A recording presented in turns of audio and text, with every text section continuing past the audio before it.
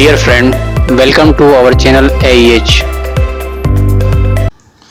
And now we are going to discuss about the percentage. Uh, we will discuss in the two way about the percentage of the solute. First of all, we will see about the percentage of by volume. अगर volume के according percentage निकालना है तो उस condition में देखिए first of all we will define it. सबसे पहले डिफाइन किया जाएगा. तो इसमें क्या होता है, इसमें एक्चुअल में होता ये है कि किसी सॉल्यूशन के अंदर अगर वो सॉल्यूशन 100 ml है तो उसमें जितना मात्रा सॉल्यूट की होगी उसे हम परसेंटेज बाय वॉल्यूम कहेंगे. It is defined as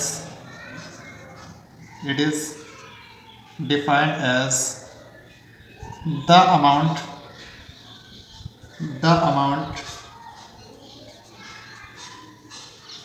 of solute, यानी सॉल्यूट का अमाउंट है ना, इन एम एल में होना चाहिए ना. That is percent in 100 ml of solution. तो सॉल्यूट का जितना अमाउंट 100 ml ऑफ सॉल्यूशन में परसेंट हो उसी को आप परसेंटेज बाय वॉल्यूम कहते हैं. और it is represented by V upon V percent से रिप्रेजेंट किया जाता है. तो हम लिख सकते हैं वॉल्यूम ऑफ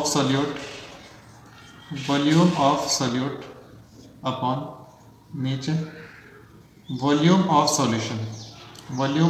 सॉल्यूशन और इसको मल्टीप्लाई करना पड़ेगा 100 से.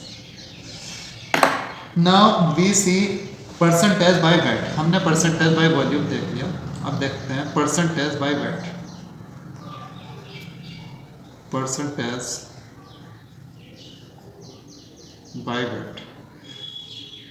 अब अगर वेट में परसेंटेज देखें तो इसमें भी सीधा सा मतलब ये बस सिर्फ इतना चेंज हो जाएगा. यहाँ पे जो सॉल्यूट होगा वो यहाँ पे ग्राम में आ जाएगा और जो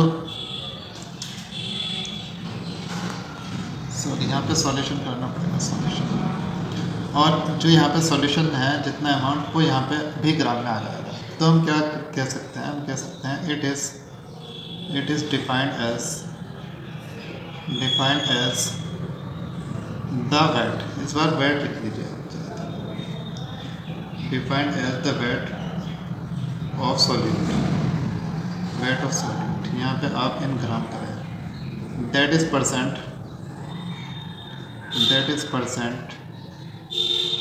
इन, और यहाँ पे भी आप क्या करेंगे 100 ग्राम ऑफ सॉल्यूशन, यानी सॉल्यूशन के 100 ग्राम में मौजूद जो सॉल्यूट का जितना ग्राम है इसको आप परसेंटेज बाय वेट कहते हैं. इसको हम ऐसे रिप्रेजेंट करते हैं W अपॉन W परसेंट. तो यहाँ पे क्या आ जाएगा वॉल्यूम ऑफ सॉल्यूट ऊपर आ जाएगा. यहाँ पे आप ग्राम में लिख लेंगे वॉल्यूम ऑफ सॉल्यूट और नीचे या आप वेट ऑफ सॉल्यूट लिख सकते हैं क्योंकि ग्राम में लिखना है ना, वेट ऑफ सॉल्यूट. और नीचे आ जाएगा वेट ऑफ सॉल्यूशन. सेम फार्मूले हैं, बिल्कुल सेम फार्मूले हैं, बस ग्राम और ml का अंतर है. तो हम है ना इस तरीके से क्या निकाल लेते हैं, परसेंटेज निकाल लेते हैं. हाँ, ये परसेंटेज वॉल्यूम में हो सकता है, वेट में हो सकता है और फिर वॉल्यूम अपॉन या वेट अपॉन वॉल्यूम में भी हो सकता है, यानी W अपॉन V परसेंट इस तरीके से भी निकाल सकते हैं. यानी कि सॉल्यूट होगा वो ग्राम में हो और जो सॉल्यूशन बना हो वो कहीं में हो, ml में हो. तो उस कंडीशन में इस तरीके से निकालेंगे. तो अब हम इसके ऊपर कुछ न्यूमेरिकल देखेंगे. चलो, जैसे कि हम देख रहे हैं, हमने लिख लिया है 30 ग्राम ऑफ NaCl का 30 ग्राम पानी में घोला गया और फिर जो सॉल्यूशन बना उसका वज़न 210 ग्राम हो गया. अब कह रहा है W अपॉन W परसेंट है ना, W अपॉन W परसेंट में उसको क्या करना है, निकालना है. तो हम सबसे पहले क्या लिखेंगे, मास ऑफ सॉल्यूट लिख लिया जाएगा. Mass of solute is equal to कितना है 30 ग्राम. नेक्स्ट हम लिखेंगे मास ऑफ सॉल्यूशन तो मास ऑफ सॉल्यूशन लिखेंगे जो दे रखा है ना, इसमें ये सॉल्यूट था, इसमें कोई सॉल्वेंट भी मिलाया है, तो फिर उस जो टोटल बना है वो है, यानी कि सॉल्यूशन का मास इतना ही है 210 ग्राम।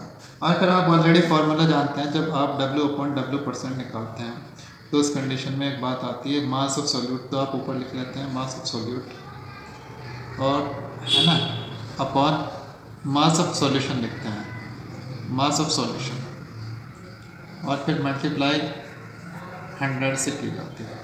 तो इस कंडीशन में देखिए क्या होगा, मास ऑफ सॉल्यूट हमारा 30 है, मास ऑफ सॉल्यूशन हमारा ये है, और फिर मल्टीप्लाई 100 से करेंगे, आपका आंसर आ जाएगा 14.28%। चलो A solution is prepared by adding 2 gram of a substance A to 18 gram of water।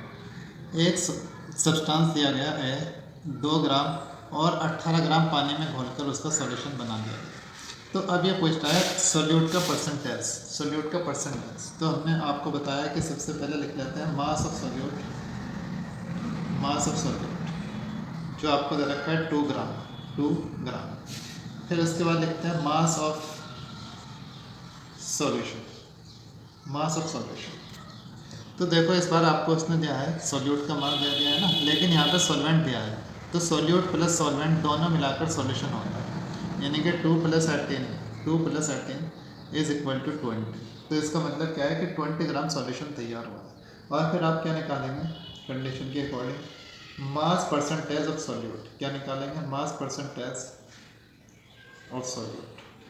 जब सॉल्यूट का मास परसेंटेज निकालेंगे तो इस कंडीशन में क्या था, जो हमारा मास ऑफ सॉल्यूट होता है, मास ऑफ सॉल्यूट होता है वह तो ऊपर आता है, मास ऑफ सॉल्यूशन अपॉन में जाता है मास ऑफ सॉल्यूशन, और फिर आप जानते हैं कि मल्टीप्लाई हम करते हैं 100 की।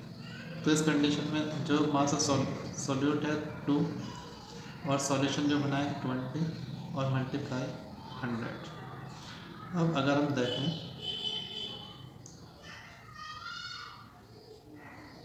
5 बार कट हो जाएगा, 5 × 10, तो ये हमारे पास 10% आएगा, ये हमारे पास 10% आएगा। dear friend, please like, share and subscribe to our channel. Please press bell icon so that you can get new video notifications.